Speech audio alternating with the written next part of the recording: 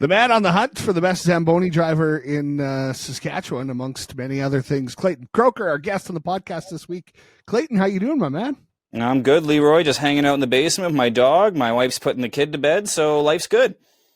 Our dogs are almost the spitting image of each other. Only mine can see. Oh, thanks. That's how you want to start this. Hey, you want to start with my dog can see and yours can't. But yeah, my dog, she was, I think, 7 months old, and she started losing her eyes. Her tear duct stopped working. So we did all these procedures and all these creams and drops, and nothing worked. So yeah, she lost her eyes when she was around 1. She's 6 now, and she's the best dog ever. So my dog could beat your dog in a sniffing test. So how about that? There we go. I bet 100%. Every time the first time I saw her pop up, I was like, oh my goodness, that looks just like my dog. But she's not opening her eyes. And then I realized quickly to point it out that she's just blind. A squinty dog, right? It's really bright outside. The thing is, again, she's a chocolate lab, right? So usually they have brown eyes, so you don't really see. She does so well that she kind of catches kids off guard. So when we're walking at the park, it's just like, oh, why is she running into the boards at the ODR? Hey, well, is your dog oh, she's blind. And then some, like, you know how kids are. They'll like go to their parents like, Mommy, that dog's scary. It's just like, you're kids. It's fine, right? I'll just, whatever. I'll hate talk you on the way home. Fair enough. So you just kind of got started with Creator Aid, a company that's got you doing all kinds of social media stuff, but came from a long career of radio before that, right? Yeah, got my start in radio. I think it was 2011, the big shift in Yorkton, 12 to 6 a.m., the graveyard shift, Tuesdays to Sundays. In Yorkton, though, like in GX94 in Yorkton, they have this show called the Saturday Night Get Together. So they play basically like bar and polka music from like 9 to 12. It's a big deal, man. And like I was in Superstore one day and someone's like, are you the Saturday Night Get Together guy? That was the one time I got recognized from radio in like 8 years, was doing the Saturday Night Get Together in Yorkton. It was a really, really big show. But yeah, from there I went to Estevan and then spent like 11 years in Saskatoon on the radio, doing the country radio thing, the classic rock thing. And now I'm doing the washed up radio, hanging out, doing a podcast, making silly videos across the province thing. So, listen, as a former radio guy as well for 18 years, isn't it more fun? Oh, you have no idea. Like, you have no idea how much more fun this is, because you don't have a program director that's always sitting there like, well, that could be a little bit better. That could be a little tighter. The client would want this, right? But at the same time, like, you just have so much more freedom to be like, oh, there's no one there to say like, oh, no to your stupid ideas. Like, I'm trying to find the best Zamboni driver in Saskatchewan. What program director at a radio station will be like, yeah, that's a great idea, man. Go for No, that's just stupid, right? But look at it, right? It's kind of taken off, and people are recognizing me for it. That sounds like such a douchebag thing. That's the one thing I don't like about doing the social media stuff, though, is when like people are like, oh, can I take your photo? When I was just a radio guy, no one really cared. But now that I'm doing Zamboni videos, everyone's like, oh, take a picture and do this. So that's awesome. How many rinks have you made it out to so far? I'm at about 11, I think. I just went to, it's hard to keep track now, my goodness. Watrous was awesome. Watrous has curly fries at their rink, and I don't know why more places don't have curly fries at their rinks. Like, it seems like a pretty big oversight. Some places are starting to get tots and that kind of thing, but curly fries, in my opinion, are just way better than any other fries. It's not even close. Like, the jump from curly fries to crinkle cut, like, more rinks start getting curly fries, right? But I was just in Humboldt, actually, the old Elgar Peterson Arena there, just a legendary barn. The stands are like this at a like 60, 70 degree angle. You feel like you're right on top of the ice. Game 7 SJHL playoffs. And yeah, I got kids gambling on the time too. It's like, oh, over under 9:30, right? I'll put $5 on that action. So it kind of turned into its own little fun thing on the side. Time in the Zamboni drivers. I love it. Who's in the lead so far? Who's got the best Zamboni driver up to now? Well, there's a couple different categories, right? There's the time. So fastest guy right now, that's Kirk out in Cudworth. He had like a 5:25 lap time, which is insane. But then if you look at the Cudworth rink, I think it's so tiny. It's like it's basically like Ricky's rink from that one episode of Trailer Park Boys. Like, that's Cudworth's rink. That's how small it is, hey? So he was really, really fast. But when it comes down to like actual precision and actual like, man, Ashton and Humboldt was pretty good. This minimal overlap in the straightaways there, nice tight turns as well. He had really really good form for an up and comer. He hadn't been doing it that long. But Pickett and Wynyard, shout out Pickett and Wynyard. He's been doing it for like 44 years. His lap time was also insane. It was like 6:30 or something like that. And he also runs the golf course during the summer. So he runs the golf course, runs the rink, works like 14-hour days. And yeah, his shoveling technique, he might be up there in age, but his shoveling technique, you'd think he is like 23 years old shoveling coal in the steam engine again, man. This guy, he didn't mess around, that Pick guy. Just flawless, hey? Oh, man, he was just a beauty, too. His rink helper, Terry, you can tell I think they're brothers. They might be like, the small town brothers where they're just like, neighbors, but they're just ended up being brothers forever. But they work the rink together, and Terry's like the net guy that leans the net up against the boards. Nice 45-degree angle on the nets, doesn't get the snow on the ice as well. Like, I'm taking these Zamboni videos pretty seriously. At the start, it was just a big joke, and now we have actual terms that we made up and actual things we look for, so... You need to try and get to Lang, Saskatchewan, and check out their Zamboni. Have you seen theirs? I saw your video. That was the one with the drawbridge or whatever it's called going down there, where you almost biffed it. Hey, you almost lost your tailbone. Maybe even both of them on that one. Hey, but well, I heard, isn't that one like they pull by hand? Oh yeah, I had the chance to do part of it. I'm not very good at it. You do it on skates. It's like a giant barrel that they literally pull around the rink to. It looks like a barbecue. Like it looks like one of those barbecues that you bring to a slow pitch tournament or something like that. And then you got some guy that just gets stuck dragging it along. How long? What was their lap time? Do you think? Oh man, long, very very long. At least when I was doing it was very not straight as well. Yeah. If you miss a strip, you don't really want to go back, because if you miss a strip on a normal Zamboni, whatever, I'm just driving back. No, now you got to like jog, get to that strip back there. No, there's another rink, Cupar, Saskatchewan. Cupar's got like basically a tractor with just a Zamboni part. It's kind of like Frankenstein on the back there. Langham used to have kind of one of those rinks, but yeah, it's like it's an old John Deere or a Massey Ferguson. I don't know the exact model, but they got it dragging around the ice there. I think their lap time's like 17 and a half minutes. It's a slow one, but now you don't see the old tractor Zambonis anymore, but Cupar still got it. I love it. That's fantastic. You also searched Saskatoon for the best noodle bowl. Mm-hmm. How many noodle bowls did you consume there? I was on an absolute heater. I'm not going to lie. So I had like 4 noodle bowls a week for a good month. Like I was averaging 4 noodle bowls a week, and it was getting bad. So like the last 2 noodle bowls, they were still tasty, right? Like they still tasted really good, but they just didn't at the same time, where it's like, I want to enjoy this, but I don't enjoy this. So then I needed to take a break. So now I'm doing wings. But man, the amount of good noodle bowl places in Saskatoon, and I know all the Regina people right now are going to be like, oh, we have just as many. No, you don't, Regina people. Like we got Mi Hong on 51st Street is just a dangerous place. Like if you like those old 90s divey places that has like, like the turquoise and teal kind of booths that Taco Bell used to have back in the day. Oh, yeah. That's what this place has. Like it's just it screams 1997, but in a good way, right? And then you got a bunch of newer places in Stonebridge that are doing like the new school thing, and I don't know, just the restaurant scene in Saskatoon. I remember, are you a big Dragon's Den guy? Do you ever watch the show Dragon's Den? Yeah, for sure. Like the Tree Living guy. I remember one time there was an episode there where he was like, man, if you want to open up a restaurant, go to Saskatoon. And if you can succeed in Saskatoon, you can succeed anywhere because it has the most restaurants per capita or something like that. This episode, it was like 12 years ago. It's one of those quotes that stuck with me all this time. I always bring it up in the Saskatoon versus whoever debate, right? So the food scene here is amazing. If you're from, again, Moose Jaw or Lanigan or PA or wherever, you're coming to Saskatoon for a little weekend away in the big city. The food scene here, it's actually really, really good. And I went to a bunch of good places, so check it out. What's your like best recommendation coming to town for the weekend? Like one place I need to go to. Oh, there's a lot of them. So like, are you talking noodle bowls or are you talking just like I want to go out for like a good dinner in Saskatoon. Good dinner in Saskatoon. See, I'm one of those guys, like I'm a big Mers and Dundurin kind of guy. Like those are my kind of vibes. I like dive bars that are in strip malls.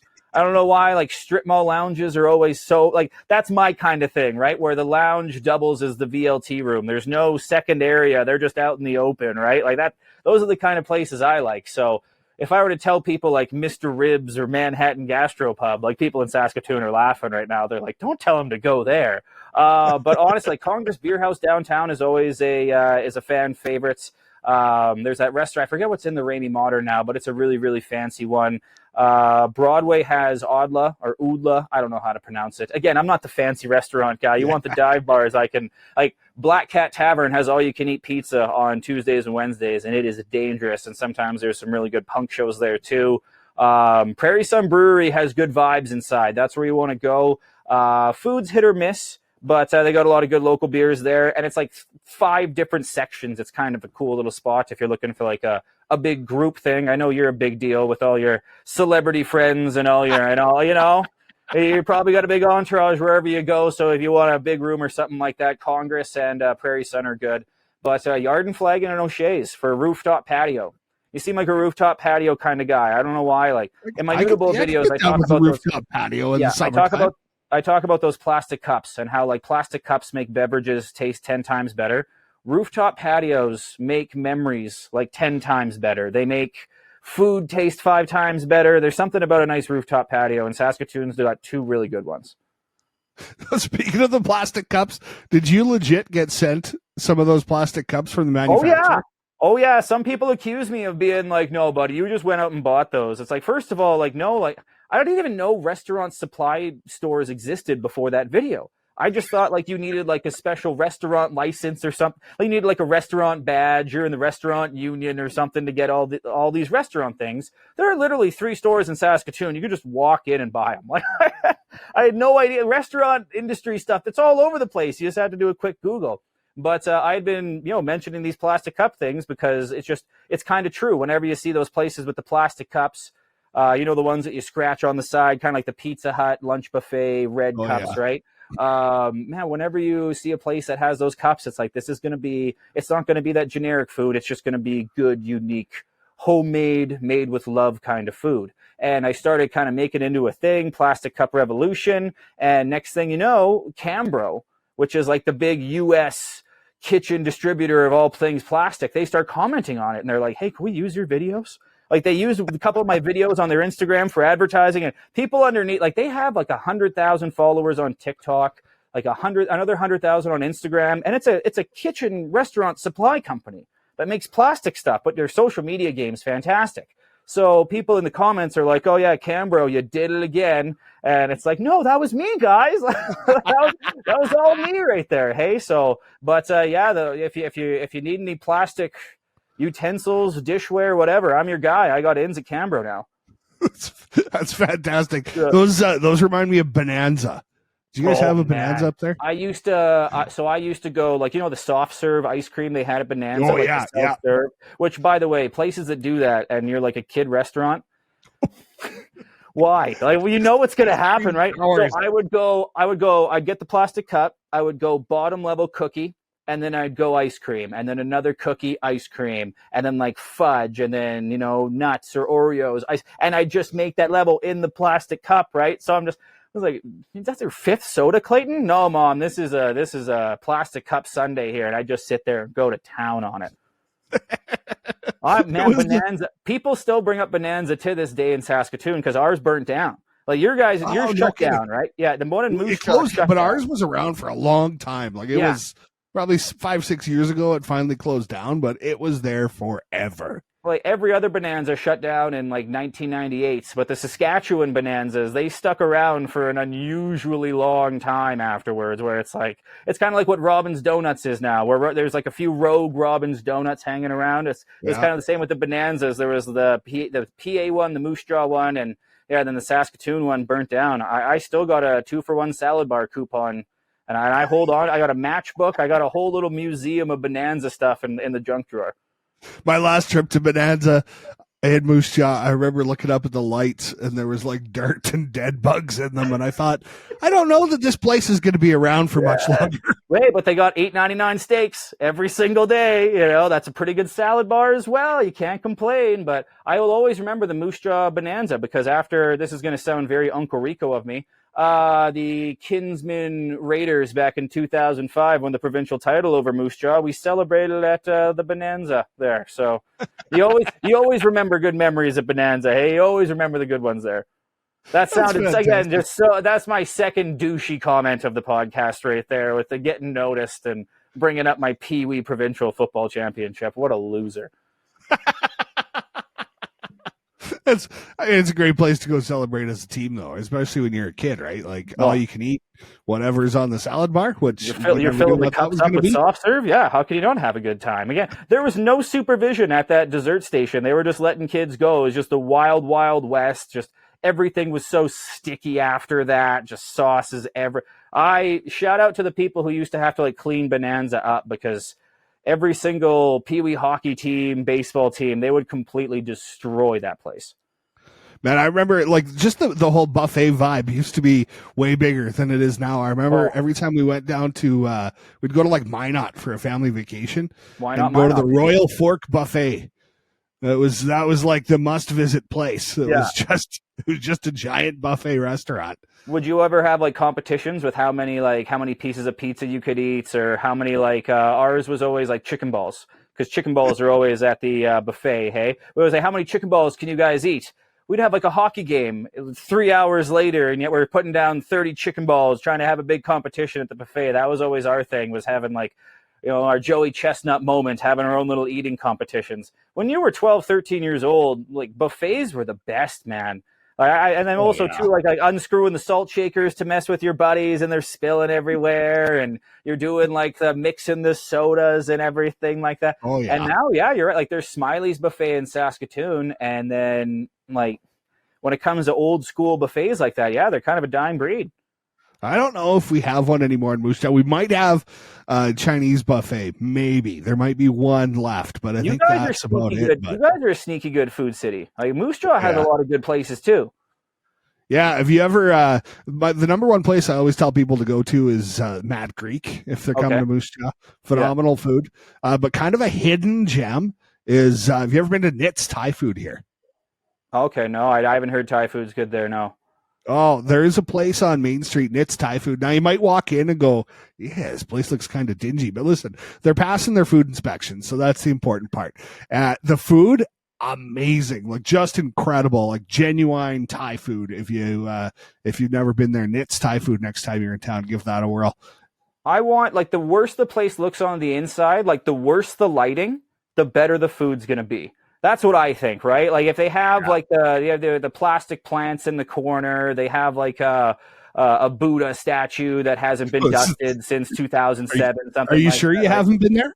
Oh, right? Like, yeah, but that's the thing. You can just tell as soon as you said, oh, when you walk in, you might be like, every single one of those places is the exact same, where it's like when you have to tell someone the first season of Breaking Bad isn't great. You're like, but trust me, man, just wait. Just battle through the first season. It's going to be good. Same with those restaurants. I'm telling you, you're going to want to walk out as soon as you sit down, but just wait for the food. It's totally worth it. It's the exact same thing. 100%. Yeah, 100%. This place, a few people are like, I don't want to go there. It looks gross inside. I'm like, I'm telling you, once that food hits the table, you'll forget where you are.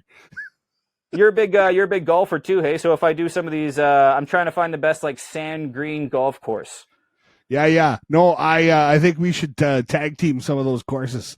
Yeah. Okay, so I got the one in Hague out here. The one in Hague by Saskatoon, there's a really good sand green golf course. Or like golf course where you have to pay the green fees in the mailbox. Like you could, it's totally cool to not wear shoes because half the course out there isn't wearing shoes, right? There's just kids in the bushes looking for balls and they're not even golfing, right? They're just looking for all the crappy ones. Like the true small, like we'll have like a good small town golf course category for Rostern and for Battleford and for stuff like that. But I don't know about you. I like crappy golf courses over those fancy golf courses with all their rules. And then there's snootiness and no outside liquor allowed. What's with that? Have you seen our Leroy and Leroy's Guide to Golf? No, no, I haven't seen that Oh, we one. did No. exactly what you're talking about. We went to Okay. a small town golf course. So it was like halfway to Assiniboia, and it was sand greens. Drop your money in the box. Leroy left an IOU in there. I didn't have any money with me, so I just wrote an IOU They're on the fine with sheet. it. There's probably so many in there. Oh yeah. I had some golf balls sitting out in case you forgot your golf ball. It was epic, and there was not another single person on the course other than us that day. The best, right? And you're just like, that's the thing. You and your kid going out there making memories. You don't have to worry about an old group ahead of you slowing everything down. You don't have to worry about wasting like $100 if you don't shoot well. Like, I'm a 17 handicap. I'm not a good golfer. Like, it sucks dropping $150 on a round and you're like, I just shot 103. And you're like, this was Kidding. awesome, right? Oh, and I spent $30 on beers and had two. Like, awesome, right? Like, I love that for like the golf tournaments. Again, you being the big deal you are, you probably get to go to the odd golf tournament or two. So like those are fun. The big fancy golf courses doing the golf tournament thing, I do like that. But like I'd rather go to like Young, Saskatchewan. Like Young has a mean sand green golf course. Yeah. It's got like it kind of doubles as like the RV campground as well, that's a big green flag for small town golf courses. Literally in an old farmer's field. You can still see like cow patties from 10 years ago that are just fossilized in the fairway, basically, right? And it's just, yeah, this one's straight, and this next hole's straight. It's a dog leg left, next one's just straight. It just goes back and forth, but that's what I like, man. It's not about the golf. It's just about the memories that you're making. And how can you not have fun doing something like that? Absolutely. Have you ever been to a Top Golf? Oh yeah. Oh, we went was it Vegas? Yeah, Vegas for a bachelor party. Yeah. That's a dangerous spot to start a bachelor party because you start gambling with the fellas, you start getting competitive. The waitresses and the service there is so good. Oh, can I have a beer? Boom. Can I have food? Boom. Next thing you know, it's like 6 o'clock at night. You just wasted a whole day at Topgolf having a blast, and you're just like, oh man, I need to go take a nap. But like whoever invented Topgolf, kudos to them. That is a good idea.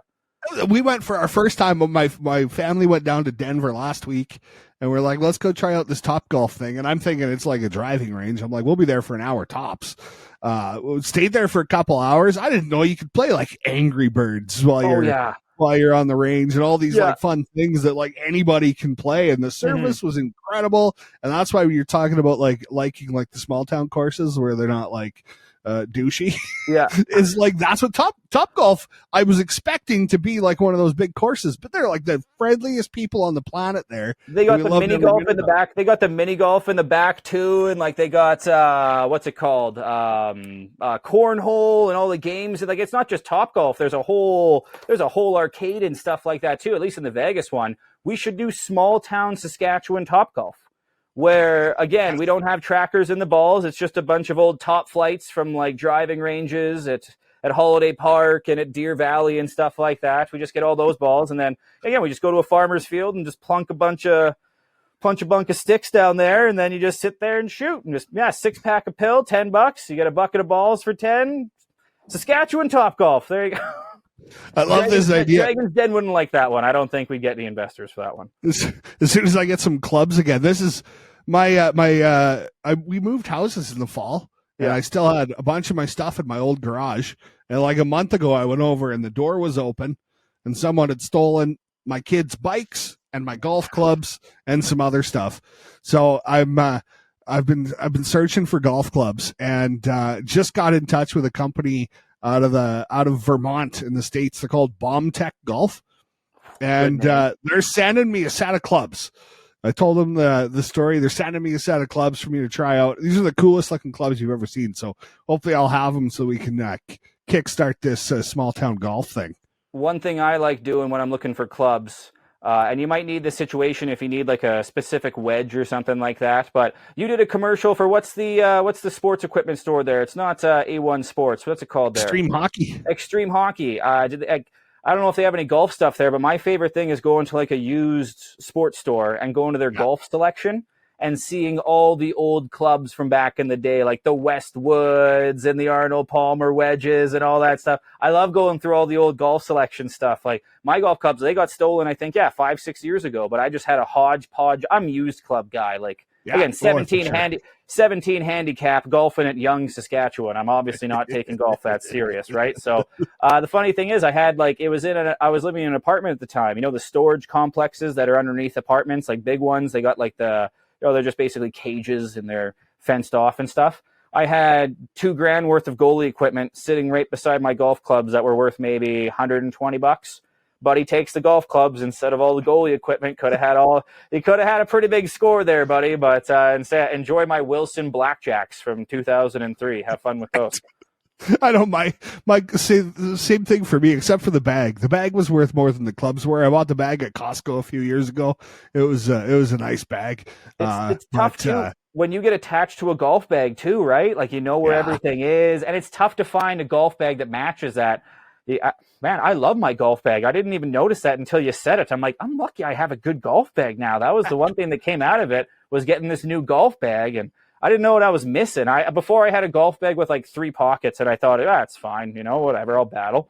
Man, now I have one with all the pockets, a little cooler thing on the side, and all that. Like, ooh. Oh man, it's awesome, man. Golf bags have gotten legit. I think the golf bag I'm getting has a cooler bag. So I'll have to see. This is I've never had one with a cooler pouch in it before. What's the name of the golf company sending you clubs again? Bomb Tech Golf. Man, that's a good name. I thought it was Boom Tech, and then Bomb Tech's even better. Oh yeah, they're just like a little company out of Vermont. They don't have like pros or anything on their name, but all the reviews of their clubs are great. And for me, they're just cool looking clubs. Oh, that's all I need.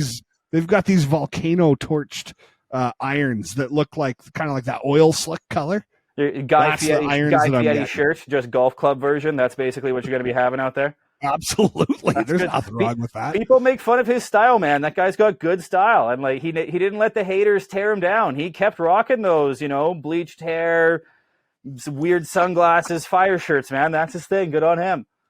Yeah, whatever works for him, I suppose. Yeah. So I know you're a big sports guy. We got WHL playoffs going on here. What do you figure if the Warriors and the Blades wind up meeting in the conference finals? This is what everyone's hoping for, I think. Well, what do you think the result's going to be of that one? I was going to wait for you to bring it up because I know you're a big Moose Jaw guy, but I don't want to be that. I don't want to be that cocky guy or anything, but after that Game 1 blunder against PA and all the Raider fans got all cocky after that, oh yeah, no man, the Blades are back. The wagon is back, baby. The 3 games after that Game 1 loss, the boys just look back and invigorated. I was the guy on the microphone, like tossing T-shirts into the crowd and beef jerky into the crowd, doing like the make some noise for the boys. I was that guy for like 9 seasons, and I got really attached to the Blades. And then when the old radio job went, I didn't really want to do it anymore. So I was like, I'm just going to take a season off, go to the game with my kid. I miss it a lot. I'm not going to lie. Those are fun, but man, going to Dub games are super fun. Like when your team's good. Going to Blades games back in the day when they were awful, it was a battle. You always got to support the local team, but you could attest there was a couple bad Moose Jaw years where you're like, all right, got to go to the Crush Can and see Moose Jaw lose to Swift here 7-rip. This is going to be a fun night. Hey, do you miss the Crush Can, by the way? I do. There was something about that rink. Yeah. The running joke was that everyone said you could take your wife and your girlfriend to the same game as long as they sat on other sides because you couldn't see the other side of the rink because the whole rink had before. That's good. Yeah. Yeah. The whole rink had that slope, looked like a half pipe. And the energy in there was insane. I remember when I was a kid, we'd jump up and high five all the players after they scored because the glass was only about 3 feet tall. So you could reach your arm right over and high five. They'd come down the line, high five the bench, and then all the kids down to the corner of the rink. And there's something about the energy of that place. But Mosaic Place, or whatever it's called now, the Moose Jaw Event Center, is a phenomenal rink. It's been it was much needed, I think, the upgrade, but definitely going to miss that old place. I love how the old radio gigs go is how many side hustles you can have, because when you were talking about doing the Blade stuff, I think for about the same amount of years I did the PA and music for the Moose Jaw Warriors when I was in radio, right? We're basically just the Moose Jaw Saskatoon version of each other, the bizarro version, just down the road. Hey, we need someone from Regina doing random videos to Ryan Doka, the guy putting stuff in jars, seeing what happens. We're all just He's running. bizarro versions of each other there, hey? But the Pats suck, so we don't have to talk about Regina, so thank goodness. No, yeah. The one thing especially is since Bernard left. oh, God. Like the Crush Can, you couldn't match that character, right? It was like, had like Whitney Forum vibes out in Flin Flon. Like it just had like, you're never going to make a rink like this again. Like it just had character. The new rink in Moose Jaw just hasn't matched that intensity, matched that character, because it has all the bells and whistles. It's like a new shoe. It hasn't been broken in yet. I think after this playoff series, it's going to be broken in, because I'll pump your tires for a bit. Moose Jaw's got a good team. Actually, they got a good 5 players. After that, it gets a little bit iffy. But, hey, those 5 players are awesome.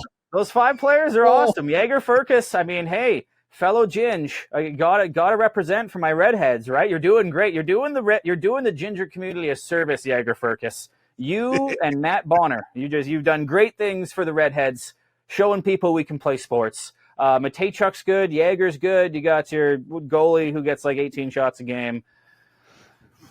The Blades, though, man, the Blades got a whole team. That's the thing, though. That's what everyone talks about. Like, our 4th line would be a 2nd line on a lot of teams in the league. Everyone is old. Like, our playoff beard game. Sometimes in the dub, you know how if you get a team of, like, 16, 17-year-old guys, it's like, the playoff beards are rough. Man, we got some guys who are looking like Grizzly Adams out there. John Babcock, shout out to you. But there's a feeling, right? For the past 5 years when the Blades have been good, there's always been a hesitation, like, oh, they're going to blow it. They're the Blades. We're the Detroit Lions. We're the Detroit Lions of the WHL. We're the lovable losers. We're the Cubs and the Red Sox before they won. Like, we're cursed. That's kind of what it is. But this year feels different. Like, this year, it's excitement rather than nervous. Like, last couple of years, you're just nervous sitting there like, how are we going to blow this one? Now it's like, no, how are we going to win this game? How are we going to – it's kind of new for Blades fans. It's – as someone who had to pump the crowd up when they're down 4-rip, and now they're the team beating the other team 4-rip. It's pretty awesome to see. There's a lot of tough seasons, but it's nice that we're finally, we were number 1 in the CHL for a long time, and I know that you're the diehard Warriors fan you are, so I'm going to keep pumping my team's tires because I know you can't stand it. And it actually doesn't. You know what? If you were a Pats fan, it would probably drive me crazy. I love the city of Saskatoon so much that I'm okay with it. I'm a big Rush fan, obviously. I actually came up and did some stuff with Tourism Saskatoon, and they gave me that Blades jersey right behind me.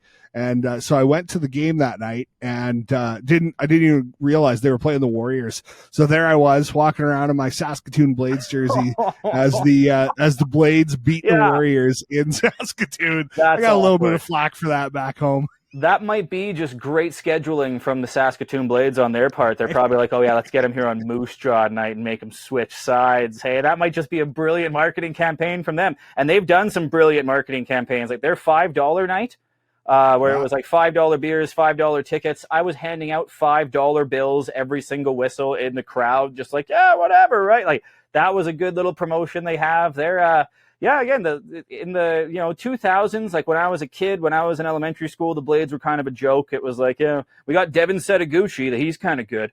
Like that's all it was really known for, right? And then all of a sudden, these past 5, 6, 7 years, it's been now they're like they're that cornerstone franchise they used to be in the 90s with Frank Banham and Wilm and Belak and all those guys. So it's nice to see they're kind of back to their glory. It's like the golden era of being a Blades fan. Yeah, I think I really want to see Moose Jaw and Saskatoon wind up. And if they do too, like we're making the trek back and forth.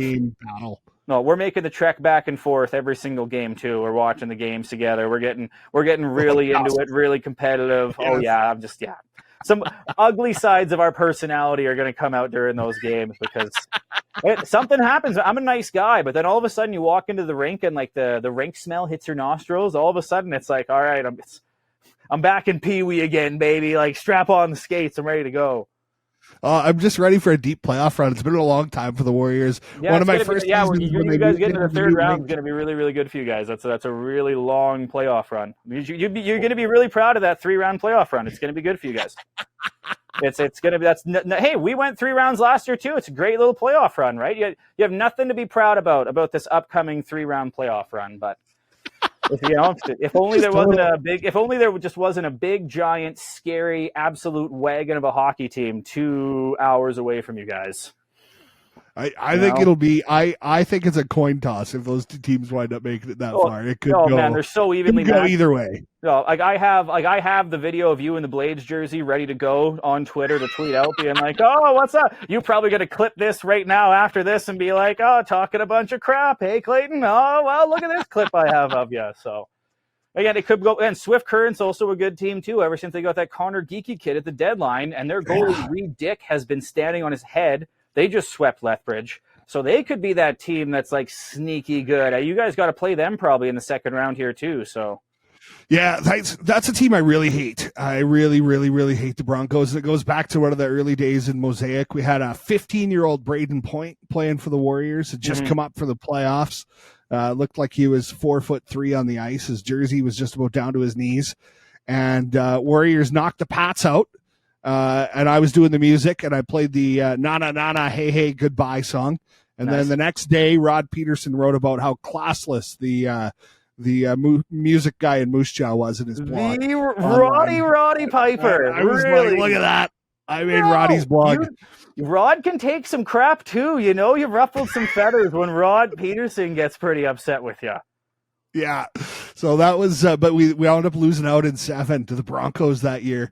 And one of the greatest broadcast moments ever, Clayton, is James Gallo is in Swift Current calling like a double overtime game between Moose Jaw and Swift, and the Warriors score in double overtime. And as they score, the guy doing color commentary, good buddy of mine, Mark Smith, he actually works for the Moose Jaw Warriors now. Mark jumps up cheering and steps on the power bar. No. And kills the broadcast. And it happens. Those booths, man, you think those broadcast booths are bigger. They're cramped, especially in those Saskatchewan barns, man. Like, oh, man, how old was he? Like, was he like an established broadcaster? Was he just kind of coming up, or? Would have been like in his earlier days of radio, I think. Yeah. That's devastating, because then you think, oh, I'm never getting this chance again. Like, I just completely blew it. Oh, and those are the days, too, when probably so many people are listening to the radio as well. Like, there's no online broadcast or stream or anything. Oh, my goodness. My heart sinks as a former radio guy, you can probably attest to that. Like, oh, yeah.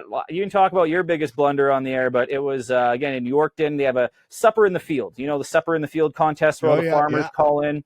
Well, it's 3:30 in the morning. I'm doing my graveyard shift. I knock over a bottle of water on the phone lines. And it's first day of supper in the field in 3 hours. And, man, they probably get like 200 farmers calling in, putting their name in there. Well, the phone lines won't work. So I have to call the engineer who lives in, I think, Ituna, so like 20, 30 minutes away. So he's got to drive in there 3:15 in the morning, middle of December. Or no, was it December or March? I can't remember. But, come in there, fix the phone. So pissed off. I just started 4 days before. And I already spilt water all over like the most important equipment in the studio. And to that day, I never had water. I never had liquid in a radio station after that. At least I had it always to the side on another table or something. Your heart just sinks when you make errors in broadcasting. Remember when Elliot Friedman blew the Olympic swimming call when he gave it to Ryan Lochte instead of Michael Phelps, where he's like, Ryan Lochte has beat Michael Phelps. Oh, never mind. That was Michael Phelps. You remember that? No, I don't. Anytime I think of any of those blunders, I think nothing will be as bad as when, what's his name? Family Feud host Steve Harvey announced the wrong winner of like the Miss Universe pageant. That's a bad one. There was a Global Saskatoon news lady who was notorious for having these bloopers and stuff like that. I remember it was there was a story about Pick a Flick video, and she kept saying pick a dick or something like that, and it went super viral. Her name was Lisa. I think she works for Global Winnipeg now. But again, you laugh at them, but as a broadcaster, all I can think about is like, man, they're probably just going to be gutted after that, right? Like, just like, oh man, I blew it. Oh man, like there's no hiding it too. When you mess up on the radio or TV, everyone saw. You can't hide it in some paperwork or something like that. Like everyone saw you screw up.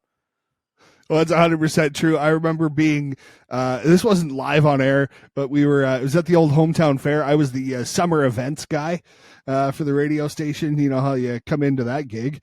And they sent me there to introduce this country band that was playing at the hometown fair. And I got on stage and I forgot the guy's name.